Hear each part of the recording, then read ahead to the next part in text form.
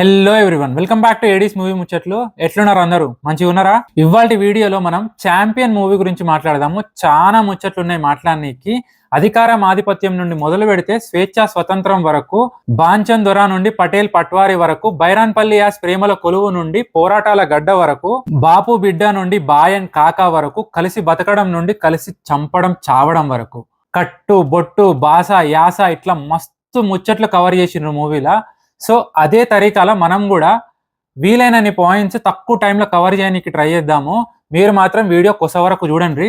ఇక movie details లోకి పోతే, ప్రదీప్ అద్వైతం డైరెక్షన్ లో మన శ్రీకాంత్ గారి అబ్బాయి రోషన్ మేకా అండ్ అనస్వర రాజన్ జంటగా నటించిన మూవీ ఛాంపియన్. మూవీ ప్లాట్ ఏంది అన్న దగ్గర నుండి మొదలు పెడితే, మూవీలో మెయిన్ గా చెప్పింది చూపించింది 1947 to 48 బ్యాక్ డ్రాప్ లో బైరాన్పల్లి అనే ఊరు గురించి. అయితే మూవీ చూసినాక నాకు అనిపించింది ఏంటి అంటే, ఈ ఊరికి రెండు సైడ్లు ఉన్నాయి. ఒకటి వచ్చేసి బైరాన్పల్లి యాస్ పోరాటాల గడ్డ, ఇంకోటి వచ్చేసి ఆ ఊర్లో ఉండే ప్రేమలు ఆప్యాయతలు అండ్ పద్ధతులు. సింపుల్ గా చెప్పాలంటే వాళ్ళ కల్చర్. సో ఆ పోరాటాల సైడ్ గురించి మాట్లాడడానికి ముందు ఈ ప్రేమలు ఆప్యాయతల గురించి మాట్లాడదాం, ఎందుకంటే నాకు మూవీలో చాలా నచ్చింది. అది ఎందుకు అనేది కూడా చెప్తే ఇప్పుడు, కానీ దానికంటే ముందు ఒక్కసారి ఈ లైన్ వినండి. ఊరంతా ఒక్కిళ్ళు, ప్రేమంతా పందిళ్ళు,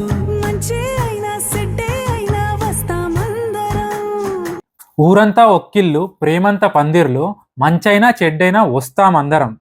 సార్ చంద్రబోస్ గారు ఏం రాసిండు సార్, విననీకే మస్తు మంచిగా ఉన్నది కదా. అట్లాంటి దాన్ని మూవీలో చూపిస్తారు కూడా. వాళ్ళు బాపు అన్న, బిడ్డ అన్న, అన్న అన్న, చెల్లి అన్న, ఆ పిలుపులో ఒక ఆప్యాయత ఉంటుంది, ఒక బంధం ఉంటుంది. కష్టం వస్తే కలిసి పంచుకునే బాధ ఉంటుంది, ఒక బాధ్యత ఉంటుంది. అక్కడ ఒరే అన్న, ఒసే అన్న, బాయ్ అన్న, కాకా అన్న, ఒక ఇంక్లూజివ్నెస్ ఉంటుంది. అది అర్థం కానికి మీకు చిన్న ఎగ్జాంపుల్ ఒకటి చూపిస్తా. నాకు లగ్గం వద్దు బాబు, మీరందరూ ఊరి కోసం కొట్లాడుతుంటే నేను మాత్రం లగ్గం చేసుకొని వెళ్ళిపోవాలనా? ఇక్కడ వాస్తవానికి ఆ అమ్మాయి వాళ్ళ నాయన కాదాయన, రాజారెడ్డి. ఊరి పెద్ద అని చెప్పడం కంటే ఊరందరినీ తన బిడ్డల్లా చూసుకునే ఒక పెద్ద మనిషి అని చెప్పొచ్చు. ఇవన్నీ చాలా బ్యూటిఫుల్ గా పోర్ట్రే చేసిండ్రు మూవీలో కొన్ని డైలాగ్స్ చాలా టచింగ్ అనిపిస్తాయి. హీరో లండన్ వెళ్ళిపోతా అన్నప్పుడు హీరో రచ్చరవి అండ్ అభయ్ మధ్యలో ఒక కాన్వర్సేషన్ నడుస్తుంటది. అక్కడ వచ్చే డైలాగ్స్ సింపుల్ ఉంటాయి, కానీ చాలా ఎఫెక్టివ్ అనిపించింది నాకు. How simple life can be అని మరోసారి గుర్తొచ్చింది. ఇవన్నీ చూస్తుంటే మనం కొంచెంగా కోల్పోతున్న అస్తిత్వం గుర్తొస్తుంది. వాస్తవానికి చెప్పాలంటే అప్పుడు వాళ్ళకి మనకున్నంత టెక్నాలజీ కానీ, నాలెడ్జ్ కానీ, ఎడ్యుకేషన్ కానీ ఏమీ లేవు, కానీ బేసిక్ సెన్స్ ఆఫ్ హ్యుమానిటీ ఉంది. మనం అందరం మనుషులమే, ఒకటే కుటుంబం అన్న ఒక ఫీలింగ్ ఉంది. కానీ మనం ఇన్ని ఇయర్స్ తర్వాత కూడా ఊరంతా పక్కన పెడితే మన ఫ్యామిలీలో మనలో మనం ఎందుకు కొట్టుకొని వస్తామో కూడా మనకు తెలియదు. అట్లుంటది మనతోని. సో అప్పుడు బైరాన్పల్లి ఉద్యమాలకి, పోరాటాలకి స్ఫూర్తినిస్తే, ఇప్పుడు బైరాన్పల్లి నుంచి మనం నేర్చుకోవాల్సింది ప్రేమ ఆప్యాయతలతో ఒక్కటిగా ఉండడం. ప్రతి ఊరు, గ్రామం, ప్రతి అపార్ట్మెంట్ ఒక బైరాన్పల్లిలా మారడానికి మీ వంతు ప్రయత్నం మీరు చేయండి. పోరాడితే పోయేదేం లేదు. ఇప్పుడు బైరాన్పల్లి పోరాటాల సైడ్కు పోతే, నిజామ్స్ రూల్, రజాకార్స్, దేశ్ముఖ్స్, పటేల్స్ అండ్ పట్వారీస్ వాళ్ళు చేసే అన్యాయాలు, అరాచకాలు ఇట్లాంటివన్నీ స్క్రీన్ మీద ఎక్స్ట్రీమ్ వైలెంట్ గా చూపించకుండా చాలా బాగా హ్యాండిల్ చేసి కంటెంట్ అయితే కన్వే చేశారు. ఇక ఈ అన్యాయాలకి ఎదురు తిరిగి స్వేచ్ఛా స్వతంత్రం కోసం ఊరంతా ఒక్కటై ప్రాణాలు కూడా లెక్క చేయకుండా ఎట్లా కొట్లాడతారు అనేది కూడా హై లెవెల్ ఎలివేషన్స్ లేకుండా సటిల్ గా డీసెంట్ గా చూపించారు మూవీలో.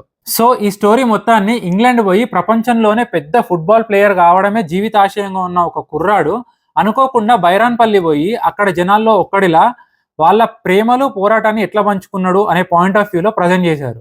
ఇక బియాండ్ స్టోరీ మూవీ ఎట్లుంది అనే విషయానికి వస్తే, ఫస్ట్ హాఫ్ కొంచెం స్లోగా ఉన్నది, అక్కడక్కడ కొంచెం లాగ్ అనిపించింది నాకు.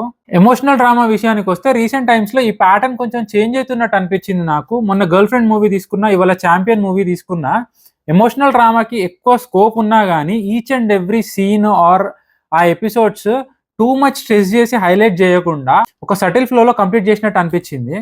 నాకు పర్సనల్ గా మంచి అనిపించింది అది. And movie team already officially announce చేసినట్టు దుల్కర్ సల్మాన్ గెస్ట్ రోల్ ఉంటుంది, దాన్ని ఒక స్వీట్ సర్ప్రైజ్ ఎలిమెంట్ లా యూజ్ చేసిండ్రు మూవీలో.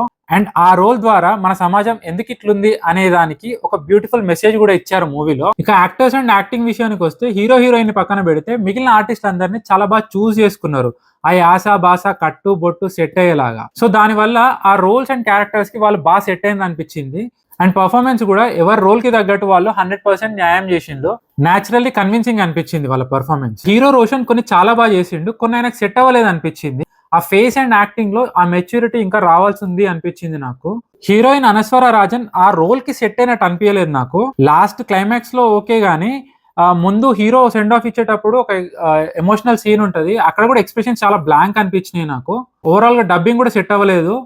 ఎవరైనా డబ్బింగ్ ఆర్టిస్ట్ ని పెట్టుకొని చెప్పినా బాగుండేది అనిపించింది, లేదంటే మన తెలుగు అమ్మాయిలను ఎవరైనా చూస్ చేసుకొని ఉంటే ఇంకా బాగుండేదేమో అనిపించింది నాకు. అదే టెక్నికల్ ఆస్పెక్ట్స్ విషయానికి వస్తే ప్రదీప్ అద్వైతం డైరెక్షన్ అండ్ స్క్రీన్ ప్లే నచ్చింది నాకు.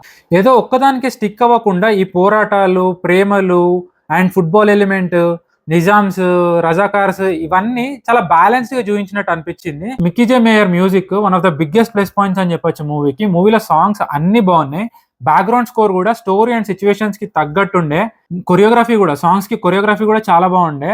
నాకు ఆ first song I'm a champion song choreography బాగా నచ్చింది.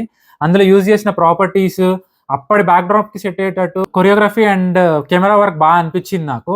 ఆ సాంగ్ పోనీ వర్మ గారు, మన ప్రకాష్ రాజ్ గారి వైఫ్ కొరియోగ్రాఫ్ చేశారంట.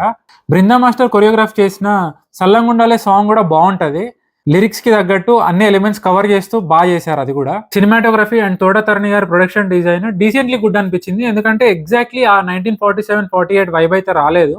ఆ విలేజ్ ఇల్లులు అవన్నీ సెట్ అని తెలుస్తుంటది నాకు. కొన్నిసార్లు మన శిల్పరామం వైబ్ కూడా వచ్చింది కొంచెం. సో ఓవరాల్ గా నా వరకు అయితే ఛాంపియన్ ఒక inspiring come informative come emotionally connecting అనిపించింది. సో అందరూ చూడొచ్చు movie. That's all about champion. Thank you. Video నచ్చితే లైక్ చేయండి, షేర్ చేయండి. ఫర్ మోర్ వీడియోస్ ఛానల్ని సబ్స్క్రైబ్ చేసుకోండి. Thank you.